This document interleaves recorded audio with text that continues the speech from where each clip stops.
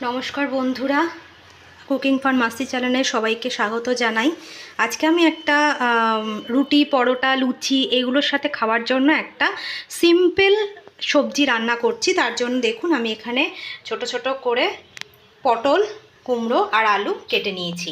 আর আমার এখানে 5 ফোড়ন লাগবে, শুকনো লঙ্কা, কাঁচা লঙ্কা, হলুদ আর এখানে নুন লাগবে। চলুন বন্ধুরা আমি তাহলে রান্নাটা শুরু করি।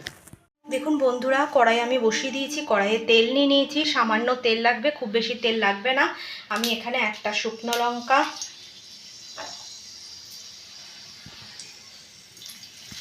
সামান্য 5 ফোড়ন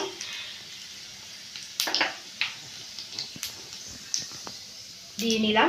দিয়ে এবারে কেটে রাখা সবজিগুলোকে আমি দিয়ে দিচ্ছি।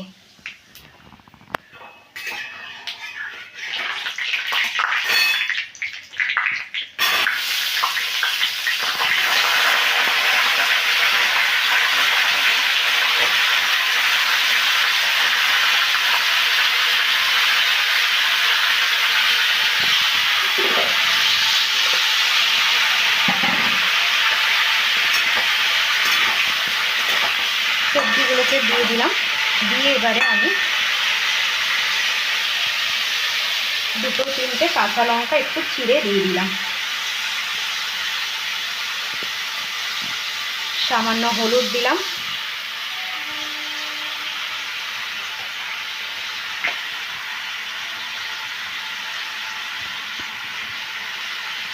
স্বাদ মতো নুন দিলাম। দিয়ে এটাকে আমি ভালো করে একটু কষিয়ে নিচ্ছি। দেখুন বন্ধুরা, এটা আমার কষানো হয়ে গেছে। এবারে আমি সামান্য একটু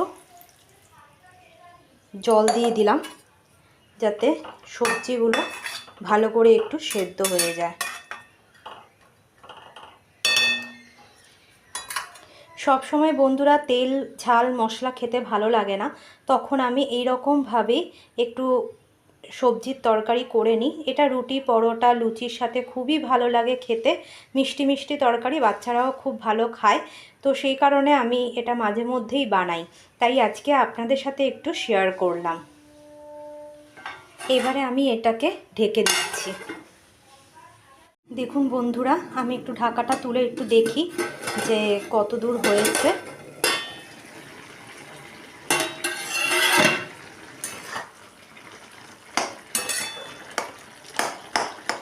দেখুন বন্ধুরা, সবজি অলমোস্ট সেদ্ধ হয়েই গেছে।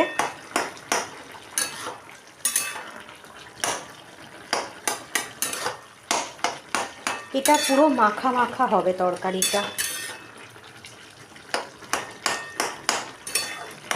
আমি এই জন্য খুন্তি দিয়ে একটু ভেঙে ভেঙে দিচ্ছি, তাহলে জিনিসটা আরও মাখা মাখা হয়ে যাবে।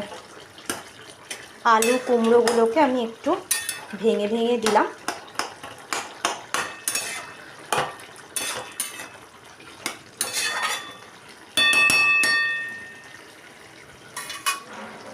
আবারও বন্ধুরা আমি এটা একটু ঢেকে দিচ্ছি।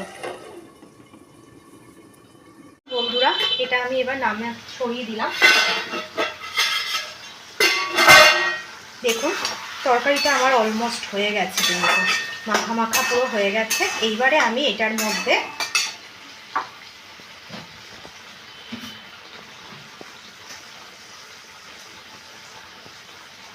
যেহেতু এটা আমরা লুচি, পরোটা, রুটির সাথে খাওয়ার, তাই একটু সামান্য চিনি দিচ্ছি। বেশি চিনি দেব না, কারণ যেহেতু কুমড়ো রয়েছে, কুমড়ো এমনি মিষ্টি হয়। আর একটা জিনিস আপনারা দেবেন বন্ধুরা, যেটাতে আরও টেস্ট হয়, গন্ধও খুব সুন্দর বেরোয়, সেটা হচ্ছে কসুরি মেথি। কসুরি মেথিটা আপনারা কিন্তু দেবেন অবশ্যই, তাহলে কি জিনিসটা স্বাদ গন্ধ দুটোই খুব ভালো বেরোয়।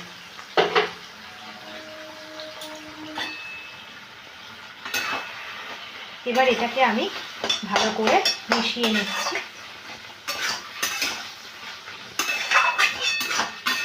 বন্ধুরা, আমার এই রেসিপিটা একদম কমপ্লিট হয়ে গেছে। এবার এটা আমি জাস্ট এরকমই কিন্তু রাখতে হবে, খুব বেশি মাখা না বা খুব বেশি জল জল না, এরকমভাবেই নামাতে হবে।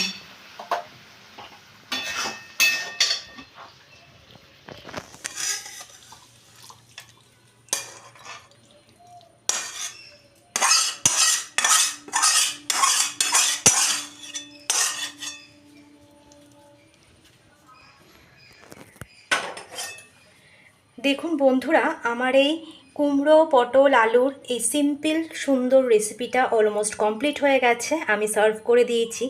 আপনাদের যদি এই রেসিপিটা ভালো লেগে থাকে, যারা ইউটিউব থেকে দেখছেন তারা সাবস্ক্রাইব করে দেবেন, আর যারা ফেসবুক থেকে দেখছেন তারা ফলো করে দেবেন।